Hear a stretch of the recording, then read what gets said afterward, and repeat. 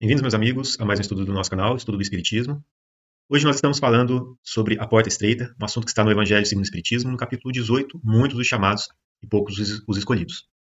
Antes de iniciar as reflexões e a leitura, a gente pode também pegar alguns dos conceitos básicos, da doutrina espírita para nos ajudar nessa compreensão. Nós sabemos que o mundo primitivo é o mundo dos espíritos, ou seja, é o mundo que pré-existe e que sobrevive a tudo, onde nós, enquanto espíritos, estivemos lá antes de tomar esse corpo material que hoje nos permite esta encarnação. Então, quer dizer, nós somos espíritos aqui encarnados. E a gente, falando para nós mesmos, nós temos então uma alma aqui, esse espírito encarnado. E quando o espírito está lá no plano espiritual, ele entende, ele consegue ver, lógico, a depender do seu progresso evolutivo, do seu grau evolutivo, do quanto ele já conseguiu evoluir espiritualmente, ele consegue perceber aquilo que distancia ele de uma felicidade que ele tanto busca. E ele compreende, portanto, aquilo que realmente é importante para o seu espírito. Ele sabe que o que realmente importa é o quanto ele tem de paz, de felicidade, de serenidade, de conexão com Deus. E ele sabe também que a vida corpórea é uma breve passagem, da sua existência enquanto espírito, espírito imortal. Ele sabe que a existência corpórea é muito breve, frente, ou em comparação a essa vida espiritual. Ele sabe que é muito breve e que esta passagem pelo corpo físico serve para ele como um processo de purificação. Purificação do quê? Das suas imperfeições morais, para que ele também possa aprender, para que ele também possa progredir. E ele, então, passa por essa existência com este propósito, de se melhorar. Bem como de também, ao mesmo tempo que se melhora, de contribuir com a parte que lhe toca na obra da criação. Então, ele sabe, lá no plano espiritual, que essa existência para ele ela é importante. Nós, aqui no nosso atual nível evolutivo, é muito provável que nós já tenhamos essa consciência antes de encarnar lá no plano espiritual. Porque nós somos espíritos que, relativamente, conseguiram já desenvolver as suas características espirituais, como a inteligência, como algumas características morais, que precisam ser mais bem trabalhadas. Nós entendemos que essa encarnação ela é importante para a gente. Então a gente pede uma encarnação, a gente vem aqui para cá, no nosso mundo material, e a gente passa por várias situações.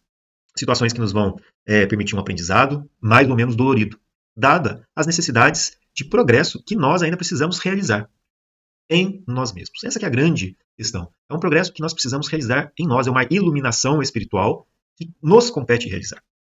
E a mais ninguém. Nós não estamos fazendo a iluminação espiritual de ninguém. Nós estamos fazendo a iluminação espiritual de nós mesmos. O que nós podemos fazer é auxiliar aqueles que estão ao nosso redor a também conseguirem enxergar e perceber as verdades que nos cercam, para que eles possam também se despertar para aquilo que realmente importa. Mas o trabalho de iluminação, em si, ele é individual. E cada um de nós tem que fazer. Acontece que quando a gente está aqui nesse mundo, como o nosso planeta Terra, que ainda é muito material, dada a nossa condição espiritual ainda, somos espíritos ainda muito precisados dessa depuração. Somos espíritos ainda com uma bagagem espiritual, com vários delitos, que precisamos ainda aprender, muitas vezes escolhendo um aprendizado pela dor. Estamos em um mundo de provas e expiações. Então, a gente muitas das vezes esquece qual é esse propósito de estarmos aqui. E como nós ainda somos esses espíritos ainda carregados dessas mazelas, dessas imperfeições, nós, dentro desse nosso planeta, dentro dessa nossa encarnação, e esquecendo destas verdades que a gente sabia lá no plano espiritual, a gente às vezes se deixa levar por um caminho que nos dá a permissão não, nos dá a liberdade, vamos colocar assim, de dar vazão às nossas más tendências, aos nossos maus instintos, que são parte da nossa essência. E a gente se esquece que o verdadeiro propósito da gente estar aqui seria realmente de que a gente trabalhasse para purificar ou para limpar essas imperfeições, para trabalhar essas imperfeições e melhorar a nossa própria condição espiritual. Então a gente acaba esquecendo. E, além do esquecimento, uma grande questão é que ir por esse caminho em que a gente está à vontade, sem necessidade de trabalhar, esse caminho é muito mais fácil. Agora, imagina só, a gente está aqui no planeta Terra, e a gente pega o ensinamento de Jesus, que nos fala da vida futura, fala da vida espiritual, a gente pega a doutrina espírita, nos esclarece também que a vida verdadeira, que é a vida do espírito, é a vida no plano espiritual, e que aqui é uma breve passagem, e que ao regressar, como Jesus já tinha nos ensinado, para o plano espiritual, o que nós vamos encontrar é nós mesmos, mas a nossa essência como espíritos. E que quão mais feliz nós seremos, será dependente do quão bem nós tivermos feito aqui durante essa encarnação. né? Só que isso exige esforço de nós, né? Exige um trabalho sobre nós mesmos. Porque como que a gente vai praticar caridade sendo que eu sou impaciente? Como que eu vou amar o próximo sendo que eu sou intolerante, não consigo compreendê-lo? Como que eu vou fazer o bem ao meu semelhante, sendo que eu julgo ou sendo que eu falo mal, sendo que eu não auxilio a ele com os bens que me foram, né, emprestados nessa encarnação, seja o tempo, seja a saúde, seja a inteligência, né, seja os conhecimentos que me foram permitidos ter, seja os bens materiais. Se eu não utilizo isso para auxílio do outro, isso eu apenas utilizo para a satisfação dos meus próprios desejos, então, se eu procuro não me exercitar nisso, né, então eu estou procurando um caminho que é muito mais fácil. Então, porque exercer a paciência, exercer a tolerância, compartilhar com os outros no trabalho, no bem, né, deixando de satisfazer, muitas das vezes, os meus desejos. Né? Quando eu faço o bem para o próximo, deixando de destinar um tempo que seria para mim. Né? Quando eu procuro ser, né, compreensivo, quando eu procuro fazer um silêncio frente a uma ofensa, tudo isso é trabalhoso. Né? É um trabalho que nós estamos fazendo que exige de nós empenho, vontade. E se a gente, né, não compreende para onde nós estamos indo, então muitas das vezes não faz muito sentido, né, seguir por esse caminho que é trabalhoso, que dói muitas vezes. Então, esta questão, né, esse raciocínio como um todo, ele é muito dependente da gente entender para onde nós estamos indo, da onde nós viemos, né, e por que a gente está aqui. Então, esses ensinamentos que Jesus nos trouxe sobre a vida futura, né, nos mostram a nossa destinação. Né? O Espiritismo nos esclarece que o espírito vai trabalhando a si mesmo, né, nessas inúmeras vidas sucessivas, vai melhorando a sua própria condição espiritual, para que, em se tornando mais perfeito, ele possa se aproximar mais de Deus. Né? Então, é o processo de purificação moral do espírito que permite ele essa aproximação, né, de Deus. É quando ele vai progredindo na escala espírita, né, e chega, né, à condição de espíritos superiores, depois dos espíritos puros, né, dentro da nossa capacidade de compreensão aqui. Então a gente entende que a encarnação, ela nos é um meio oferecido para que a gente possa trabalhar isso. E escolher esse processo de se tornar melhor, né, exige que a gente vença a nós mesmos e que isso gera trabalho. Mas se nós estamos entendendo para onde nós estamos indo e compreendendo que isso é necessário para a nossa própria felicidade, então a gente tem mais vontade de trabalhar. A gente então vai escolher, exercer o nosso livre-arbítrio para escolher este caminho. Né? Então, Jesus nos ensina de uma maneira infinitamente sábia, né, tudo isso que a gente está falando, através de uma pequena parte aqui. Ó. Ele fala assim: entrai pela porta estreita, porque larga é a porta da perdição e espaçoso o caminho que ela conduz, e muitos são os que por ela entram. Quão pequena é a porta da vida, quão apertado o caminho que a ela conduz, e quão poucos a encontram. Está lá no capítulo 7 do livro de Mateus, versículo 3 e 14. Então, não é isso. A gente está aqui na nossa existência, e se a gente não sabe qual é o propósito da gente estar aqui, né, se a gente não entende muito bem qual é o caminho a ser tomado, qualquer caminho serve. Agora, se a gente entende qual é o propósito da nossa existência, se a gente entende que a verdadeira vida é a vida do espírito e que nós seremos lá, na vida espiritual, mais ricos com os bens ou com o bem que nós adquirimos aqui dentro do espírito, ou seja, através do nosso aperfeiçoamento moral, então eu vou escolher, evidentemente, esse caminho, eu vou me empenhar nesse caminho. Só que passar por essa existência, enfrentando as minhas próprias dificuldades, dá este trabalho. Né? Nos traz um sofrimento, vamos colocar assim, quando a gente está tentando vencer a nós mesmos. Né? Porque a gente sabe, né, como a gente estava comentando, ser paciente muitas vezes dói, se a gente não tem isso adquirido em nós mesmos. Ser humilde, vencer o nosso orgulho, dói se a gente não adquiriu essa qualidade ainda. Né? Sermos tolerantes, dói se a gente ainda não adquiriu essa qualidade.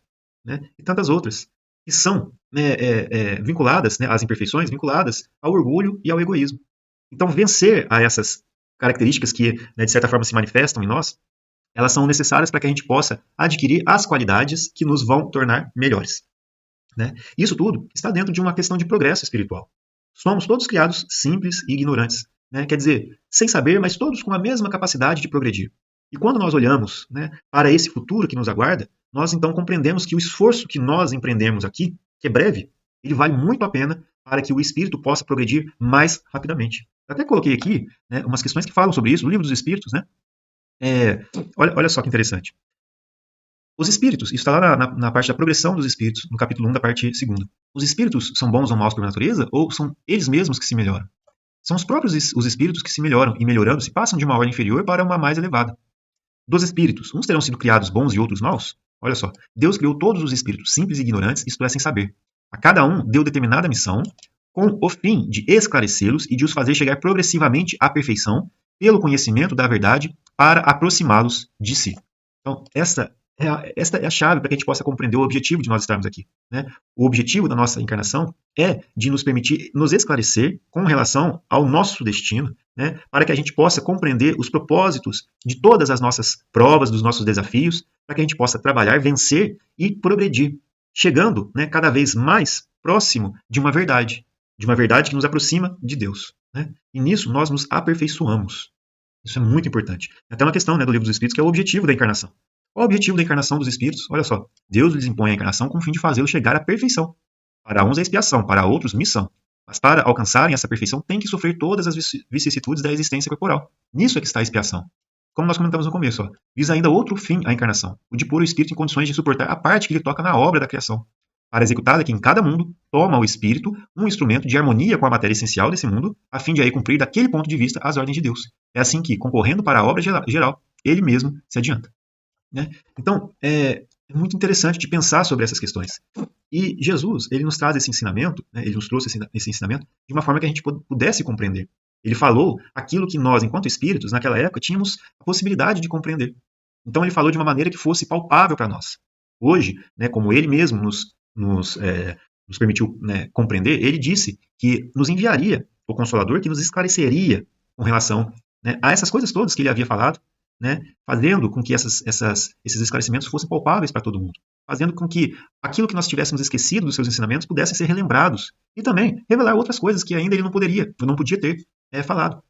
Então aqui o Espiritismo nos auxilia a compreender aquilo que Jesus falou no passado. E o que ele está falando aqui é exatamente isso. A nossa existência, ela é, de uma certa forma, né, ela nos permite esse aperfeiçoamento, e de uma certa forma, para que a gente possa aproveitar da melhor forma possível esse momento breve, é necessário que a gente se esforce para vencer a nós mesmos. Só que isso exige trabalho. E muitos, talvez, né, não consigam ainda perceber que é este o propósito da nossa existência, e como natural é da nossa essência, a gente vai procurar aquilo que é mais fácil.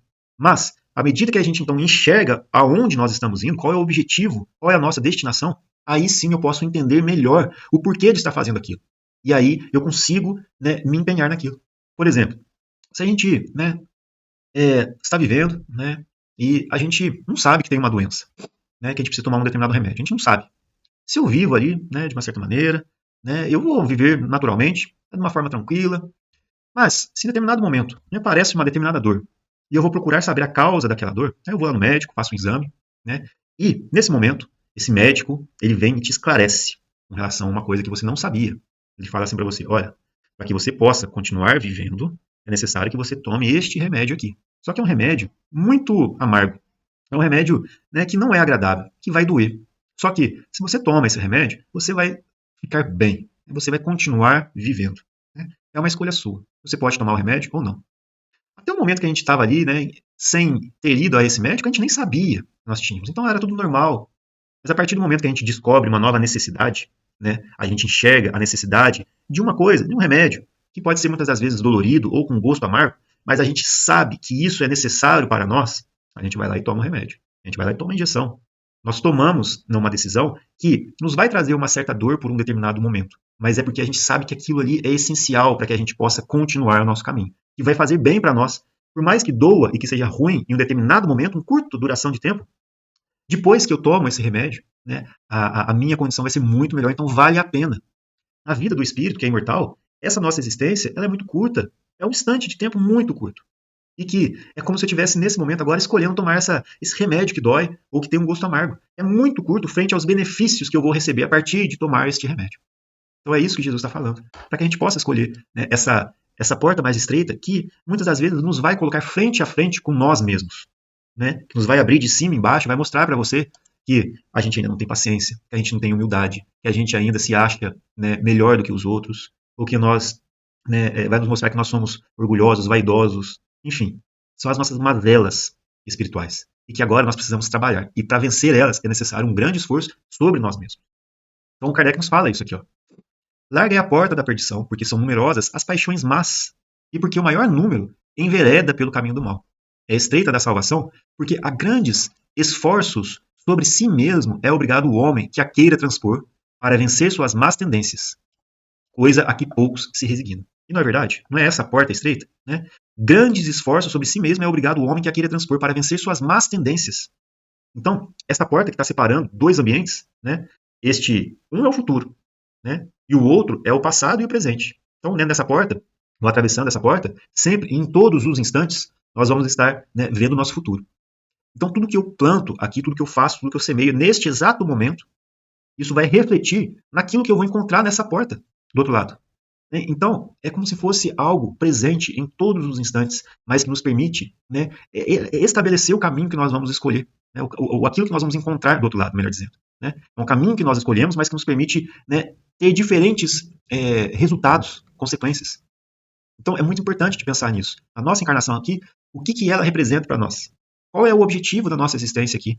E se nós compreendermos essas grandes verdades, nós vamos nos preocupar no nosso presente, no nosso atual momento, em fazer aquilo que nos vai trazer mais felicidade no futuro. E, nesta compreensão, nós vamos ver que o trabalho que deve ser feito dentro de nós, ele vai exigir muito esforço da gente, mas vai valer a pena, é como um remédio amargo. Né? E aí o Kardec continua.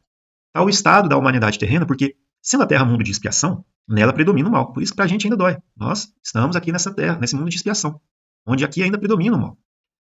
Quando se achar transformada, né, a humanidade terrestre, a estrada do bem será mais frequentada. Aquelas palavras devem, né, da porta estreita, entender-se em sentido relativo, não em sentido absoluto. Se houvesse de ser esse o estado normal da humanidade, teria Deus condenado à perdição a imensa maioria das suas criaturas. Suposição inadmissível, desde que se reconheça que Deus é toda justiça e bondade. Quer dizer, nós, enquanto espíritos, estamos progredindo. E a humanidade terrestre representa uma pequena parte, uma fração muito pequena, né, ínfima, da humanidade universal. Né? Então, aqui no nosso planeta Terra, nós temos espíritos que aqui estão encarnados, ou no plano espiritual associados a esse mundo, que têm mais ou menos uma mesma condição. Uns estão aqui por missão, né, nos auxiliando no progresso espiritual. Outros estão aqui, como nós, né, ainda enfrentando as nossas próprias dificuldades, espiando os erros do passado e passando por situações que nos provam, né, e que nos permitem a nossa melhoria espiritual. Então a gente não pode concluir que tudo isso que nós vemos aqui hoje, a nossa realidade no nosso planeta, corresponde à humanidade universal dos espíritos. Existem mundos mais adiantados do que o nosso nessa condição moral e também em inteligência. Mas é importante de pensar que existem mundos em que o mal que a gente enxerga aqui hoje não existe, né? E não existe predominância deste mal lá. Sim, existe o bem, e o bem predomina. Então, nesse caso, nessa condição de um mundo mais feliz, é muito fácil da gente imaginar que lá todos respeitam o próximo, todos amam o próximo e amam a Deus, praticam o bem para o outro, são pacientes, tolerantes, né, uns com os outros, reconhecem as dificuldades do outro, não uma situação em que podem, né, se colocar acima do outro, mas sim de uma oportunidade de aprendizado juntos, em que um auxilia o outro. Então, né, é diferente. Mas hoje aqui a gente ainda está muito preso a essas nossas mazelas, né, morais. E na grande maioria, né, como aqui ele colocou, né, onde se predomina o mal, né, ainda a gente não tem essa transformação realizada. A partir do momento em que cada um de nós, as individualidades que compõem essa humanidade terrestre, se transformar, então nós teremos, né, uma Terra transformada.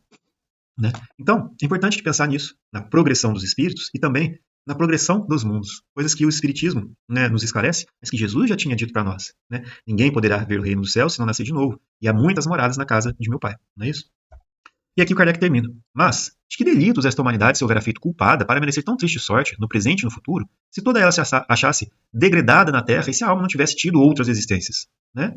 Por que tantos entraves postos diante de seus passos? Por que essa porta é tão estreita que só muito poucos é dada a transpor, se a sorte da alma é determinada para sempre, logo após a morte? Né? Isso seriam os pensamentos que outros tinham, né? E que ainda muitos ainda conservam, da unicidade da existência. Quando a gente pensa nessa unicidade da existência, ou seja, a alma é criada junto com o corpo, né? E ela tem essa única vida corporal como uma oportunidade para se melhorar, e depois ela seria julgada para um inferno eterno ou para um céu, né? Onde ele fica numa condição beatífica. Não, não é isso.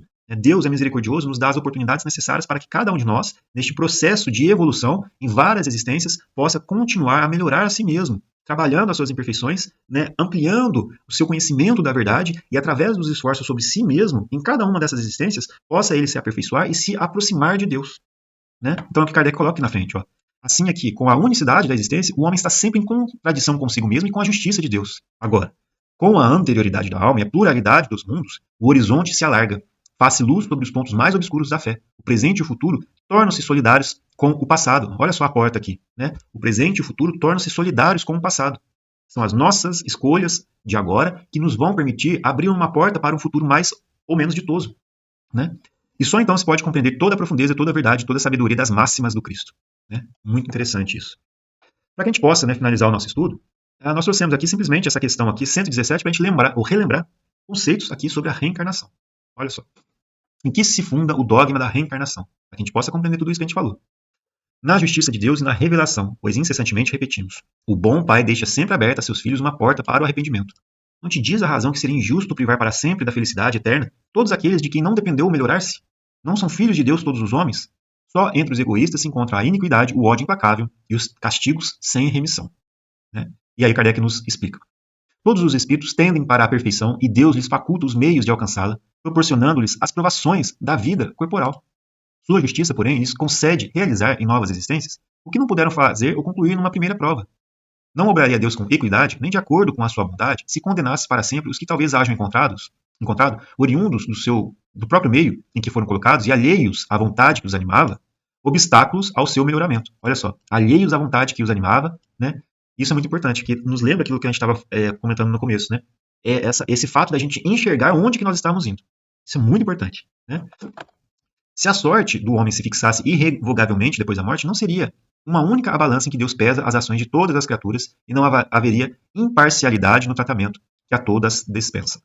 A doutrina da reencarnação, isto é, que consiste em admitir para o espírito muitas existências sucessivas, é a única que corresponde à ideia que formamos da justiça de Deus para com os homens que se acham em condição moral inferior. A única que pode explicar o futuro e firmar as nossas esperanças, pois que nos oferece os meios de resgatarmos os nossos erros por novas provações. A razão nos indica e os espíritos nos ensinam. O homem, que tem consciência da sua inferioridade, aure consoladora esperança na doutrina da reencarnação. Se crê na justiça de Deus, não pode contar que venha achar-se para sempre em pé de igualdade com os que mais fizeram do que ele. Sustendo, porém, e lhe reanima a coragem a ideia de que aquela inferioridade não o deserda eternamente do supremo bem e que, mediante novos esforços, dado lhe será conquistado. Quem é que, ao cabo de sua carreira, não deplora haver tão tarde ganho, uma experiência de que já não mais pode tirar proveito? Entretanto, essa experiência tardia não fica perdida. O espírito a utilizará em nova existência. Então, meus amigos, muito importante, né, da gente lembrar e compreender todos esses esclarecimentos que nos são trazidos. Né? Onde nós estamos indo? E, para que a gente chegue nesse nosso fim, né, Deus, no seu infinito amor e misericórdia, nos oferece inúmeras possibilidades. Até que a gente, né, também, né, à medida que a gente vai progredindo e vai aprendendo, muitas vezes com a dor, reconheça que através deste exercício no amor, né, onde a gente acaba se exercitando por melhorar a si mesmo, né, os esforços, aqui como Kardec coloca, né, os esforços sobre si mesmo para vencer as nossas más tendências, isso que nos vai permitindo cada vez mais encontrar essa felicidade que nos foi prometida por Jesus. O que ele nos ensina é que nós, através dos esforços sobre nós mesmos, para vencer as nossas más tendências, para que a gente possa se melhorar, isso nos vai permitir, né, encontrar mais paz, mais felicidade dentro da gente. E isso nos gera também maior compreensão daquilo que Deus representa. Então nós nos aproximamos dele. Isso é muito consolador, porque nos reanima, né, nos dá mais força para vencer as nossas batalhas, as nossas dificuldades, reconhecer que as nossas imperfeições são parte do nosso espírito, que podem ser sempre trabalhadas, né, que podem, através do nosso esforço, serem corrigidas. E isso nos traz a verdadeira felicidade. Né? É um caminho estreito porque exige esforço. Se a gente não está preocupado com isso, se a gente apenas quer dar vazão às nossas más tendências, este é o caminho largo. Né? Mas, como Jesus está nos ensinando, existe uma escolha. A gente que pode escolher entre um caminho ou outro. E a porta que nós estamos abrindo, ela está sendo escolhida neste exato momento. A todos os instantes existe uma porta que nós estamos abrindo. E esta porta nos leva a um futuro mais ou menos ditoso, de acordo com as escolhas que nós estamos fazendo nesse momento. Então, meus amigos, né, que a gente possa refletir nessa bondade, nessa misericórdia divina que nos concede sempre, né, essas possibilidades. Né, e que nós demos graças a Deus por essas oportunidades, por essas reencarnações. Né. O conhecimento da reencarnação nos reanima muito, nos consola muito, porque a gente entende que nós estamos sempre com novas possibilidades. Que Deus nos ampare, então, e agradecemos a Ele por essa bendita oportunidade. Que Deus nos proteja sempre, nos guie, que Jesus nos abençoe, né, e que, né, nós tenhamos sempre boa vontade, né, para trabalhar. Então agradecemos a Deus, a Jesus, aos nossos amigos que nos auxiliaram. Fiquem com Deus, que Jesus abençoe a todos e até o próximo estudo.